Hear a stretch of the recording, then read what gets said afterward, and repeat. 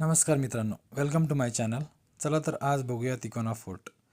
तिकोना फोर्टला आपण पावसाळ्यामध्ये व्हिजिट करू शकतो. येथील पावसाळ्यामधील जे वातावरण आहे ते खूपच निसर्गरम्य दिसायला मिळते. तर इथे आपण टू व्हीलरनी ट्रेकला जाऊ शकतो. तर टू व्हीलरनी सकाळी 8 वाजता निघालो आणि येथील जे वातावरण आहे, येथील हिरवेगार झाडी आणि रस्ते बघत बघत आम्ही तिकोना फोर्टला जायला निघालो. तिकोना फोर्ट हा पवना नदीवरील धरणाजवळ पुण्याच्या साधारण 60 किलोमीटर अंतरावर असणारा किल्ला समुद्रसपाटीपासून सुमारे 3500 फूट उंच आहे. येथे ट्रेकिंग ही साध्या प्रकारची आहे, मीडियम लेवलची ट्रेकिंग असते. सुरुवातीला आपल्याला अशा प्रकारचे दगडी रस्त्यावरून जायला मिळते आणि खूपच जास्त डिफिकल्ट ट्रेक नाही आहे. तिकोना किल्ल्यालाच वितंडगड म्हटले जाते.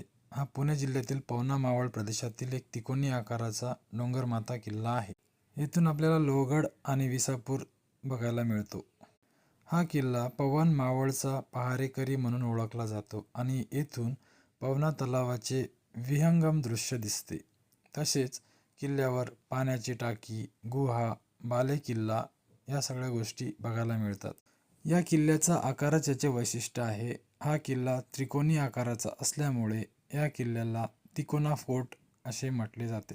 या किल्ल्याचा इतिहास बघितल्यास या किल्ल्याला मालिक अहमद निजामशाह याने 1442 ते 83च्या सुमारास जुन्नर प्रांतावर स्वारी करून जुन्नरचा बराचसा प्रांत ताब्यात घेतला होता. परत शिवाजी महाराजांनी हा किल्ला स्वराज्यात जिंकून घेतला. पुरंदरच्या तहात शिवाजी महाराजांनी जयसिंगला दिलेल्या 23 किल्ल्यापैकी तिकोना हा एक किल्ला होता.